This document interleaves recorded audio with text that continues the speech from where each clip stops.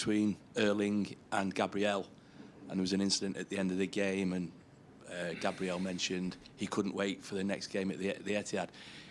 Erling then said a few words to Mikel as well to kind of add extra spice to the flare-up. But is it important that Erling does not become distracted with that and does what he does best? Because it was quite unusual for him to lose his cool. It was emotional for Erling. It's not easy when you're 90 minutes to know Gabriel, the central defenders, and push him and hug him and kiss him and these kind of things. At the end, as a human being, has to react. So Arsenal is a physical team in a good way in many aspects, and at the end, what happened at the end for the motions, it happened. So it's absolutely done.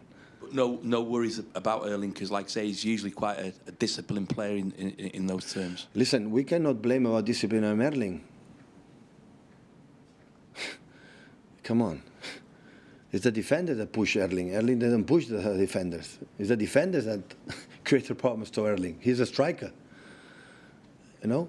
Come on, now we are going to, for an action, are going to say that Erling is the guy who make physical contact for the central defenders. So all central defenders in the Premier League go against him, not him against, to push them against them. Come on. In Spain this week, it's been reported that after the Rodri injury that you had a word with Busquets about the possibility of coming to City. Was that ever a possibility? No, because he's so happy in Miami. The weather there is so delight. I speak with Sergio since, not for that issues, for many times, quite often. We have the same agent, so I'm in touch for many years, so that's the point. Is Rodri's position, is it the hardest position to recruit for a team, for any team, that defensive midfield? No, there are players that can do it, but we believe they don't sell, they are so expensive, so we cannot do it. So, but of course we thought about that because Kova and Gundo are helping us, but they are not proper just holding midfielder. So we know that. So, and they are making an incredible effort. So I'm grateful for that. I said many times, so in the tough period, I know perfectly the players that make a step up, to try to solve our weaknesses that sometimes we have for commitment and effort. So, and that's why I'm so grateful for a few of them. Pep, Matheus Nunes at right back, is that a temporary thing because of injuries, or do you think he could have a career there for the next few years? Well, it could be temporary, but of course for the problems that we have, they have a pace that we don't have, and it's not a natural position, but as a player he's tried to make in a lot, and he helps us offensively and defensively as well. In some departments he's helping us and learning a lot. And yeah, it's in a potential. For his space the hat, he can play in the sides. Absolutely can do it. It's quite courageous for him to do that because obviously he's up against fantastic. I would say that Matheus, with all the players who want to play, it doesn't matter which position, but of course every player has his own position and feels more comfortable, but I'm not complaining on that. Hi Pep, how's Khusanov been this week after his debut? He said when he arrived he was really looking forward to working with you. If you had to, test your skills with him, obviously you don't speak the same language. How have you dealt with him this week? Good. The training was good. He's so attention. He's so focused, and it's new for everyone. And yeah, good. Do you think he's recovered from a difficult Of course. start?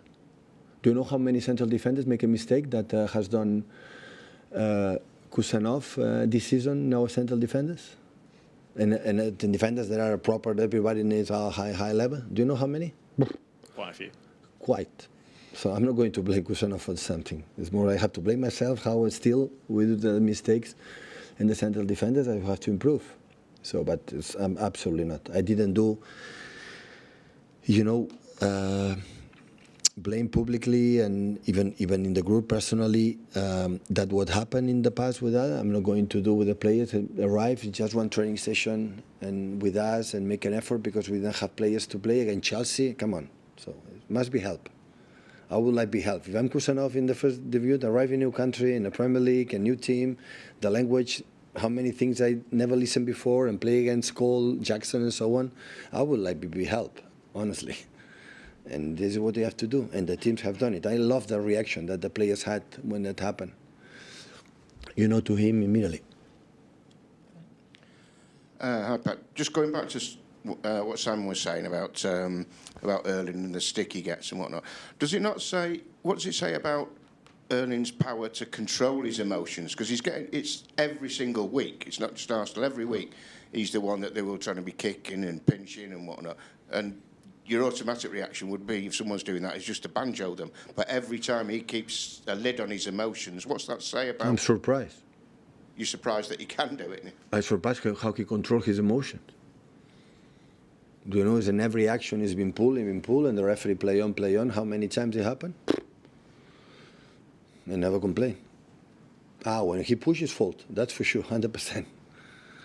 So, and he controls himself. And you tell me an emotion, one day reaction is not what Gabriel. I'm not asking to say, sorry, Gabriel Erling. I'm not asking what Erling has done for one day. That means that is what he's in, what he is, how he behaves. No.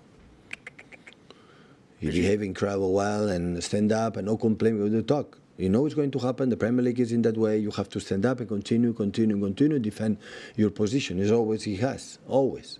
For one day now I'm going to adjudicate what Erling has done. No, come on. I don't buy it. Because you've played in teams with and managed teams that have contained some great centre forwards over the years.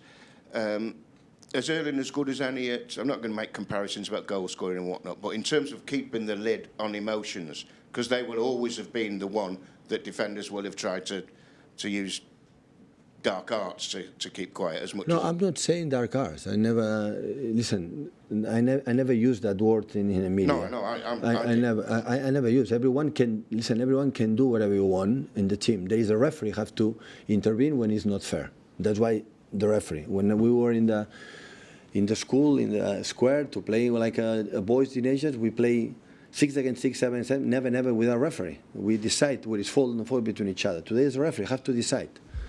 So, and everyone can decide and do whatever they want. Of course, I do whatever I want on my team. On my team, we do whatever we want. But I think we are an incredible fair play team. Sometimes too much, but this is what it is. It had success in that way. And we continue. As much I'm in my team, in our team, I'm going to defend our position, but I'm going to defend my players because I know my players, how they behave. And they behave properly, I'm going to defend. Now the situation is where the referee decides what they have to do. This is not my, when it's unfair, of course I complain and I can give my opinion. But I think we have been so incredible, well behaved here in the media and before and after the game with the opponents, with the referees, with the statements, with the Premier Leagues and so on. There's no doubts about that. Thank you guys. Okay, thank you.